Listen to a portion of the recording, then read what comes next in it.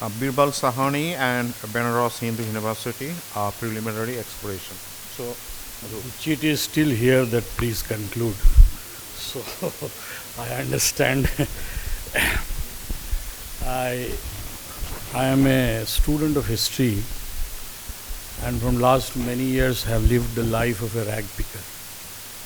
Rag picker in the sense that I was involved very closely in recreating an archive on Pandit Madan Mohan Malviya in my university. You have visited the next building but not my archive. You came for some meeting there, I saw you. And what I am stating before you are very, very preliminary observations. It has a sense of serendipity. It's not that I contrived it. I found these things suddenly and started thinking about it. And as the time is very little, I will come to the main points immediately. You see, I was trying to recreate people who were associated with Malviya in constructing the science departments at BHU. And in the process, I was trying to look into Malviya's writings and trying to look into papers here and there to get a lead, actually, how science departments at BHU were created. There are official accounts of it, no doubt about it. But then I was struck by some of the letters, which, if not refutes, presents a very different story of how these departments were configured. You know, while excavating papers about people who were associated in the initial years of BHU, I lay my hand rather on two longest letters by the second Vice Chancellor of BHU, Shiv Swami Iyer. And these letters were really astonishing. These letters were written by an erudite person, a mature person, the Vice Chancellor, Shiv Swami Iyer, to a young boy, a researcher, a boy pursuing PhD, and this was Birbal Sahni. The letters were addressed to Birbal Sahni on his address at Cambridge. And the letter requested Birbal Sahni, pampering his youth and his abilities, and requested him to look into his institution and look around other institutions to get people for the science department in BHU. And the letter also queried Sahni that what do you think about Neel Ratan Dhar? You know, these letters are of 1918, 17. Neel Ratan Dhar by then was quite a famous man in the world of chemistry, and I was struck that why this young boy is being persuaded to look into these things. Later on, the dominant historiography and the biographies which are available of Sahni, they claim that he was there only for a year at BHU in 1919, between 1919 to 1920. So Sahni, when he returned, he joined BHU, and the botany department was being initiated. In fact, it was initiated by him in some sense. But after 1 year, he migrated to Punjab University, Lahore. Lahore was his place.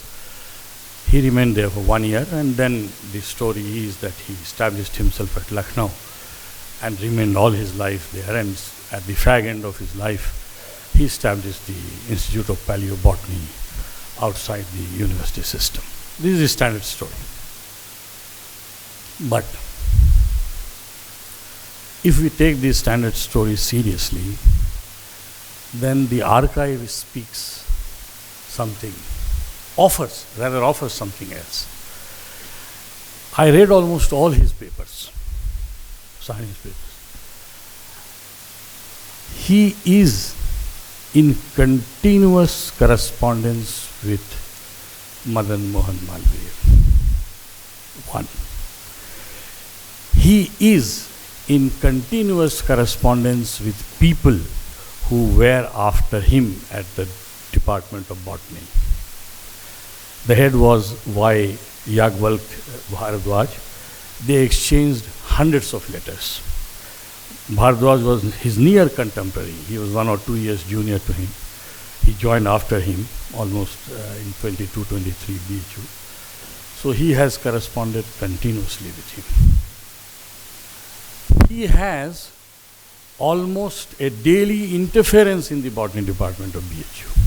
He sets the research agendas. He interferes in the board of studies. He's a member of board of studies. This is pertaining to the department. Otherwise, he is an important element of the administrative setup of BHU in the sense that he continuously is member of Senate, member of the court. He continuously writes and advises Madan Mohan Malviya on many administrative matters. There are enough evidences which I can throw open before you, and I will do that at some point of time. Now, if all this is true, as the papers say, then I thought, what is his relationship with BHU? Why he did not come back to BHU? After all, Lucknow was not that great seat of learning then.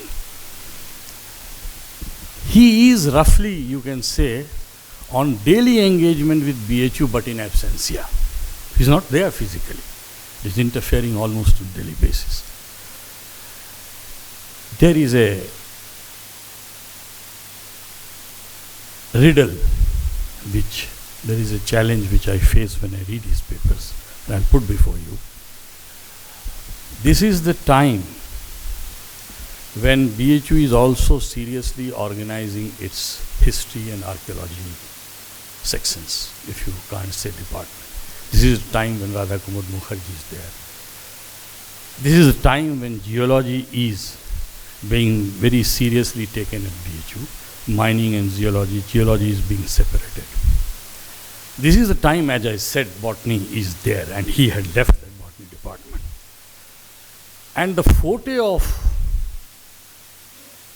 Sahni is paleobotany, which is a convergence of all these disciplines. And this is 1920s, 21. The high tide of nationalism is actually gaining its first pangs. And the convergence of all these disciplines has intimately to do with your remote past. And remote past is at the very core of agenda of nationalism. Why he did not come back to BHU? Why he did not construct or create that, or at least helped in the convergence of these disciplines at BHU?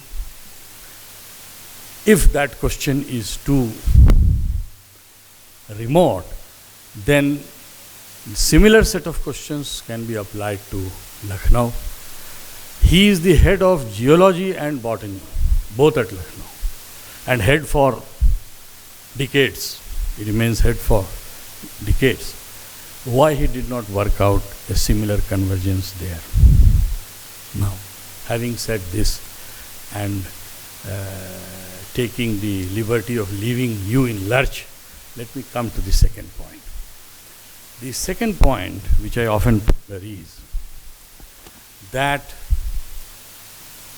he lived all his life after BHU and Punjab at Lucknow, created with great effort, nurtured with great effort the Department of Geology and Botany. But then, despite being associated to Malviya and to many institution builders of similar stature, why did he establish the Institute of Paleobotany outside the framework of the university system? Paleobotany outside the university system will at best be scientific but exotic. At best. Paleobotany is not nuclear physics. Had it been within the university system, not only the convergence which I was referring, but many more convergences could have been worked out. It could have informed history, it could have informed archaeology in a much more substantive way than it did in course of time outside the precincts of the university. The universities are slower organisms, I understand. But I want you to understand that many of these economical, great, and really hard-working scientists are also prey to the tide of time. And 40s was the time when establishing an institution outside the university was the trend. And he followed that trend, but lived in the university system for 30 years. I can't believe that he did not know the debates which Saha was raising through science and culture and was articulating from various vantage points that new research institutes in frontier areas may, should, and must also be within the precincts of the university, even if universities are slower organisms to respond to it. Thank you. I leave you with these two riddles.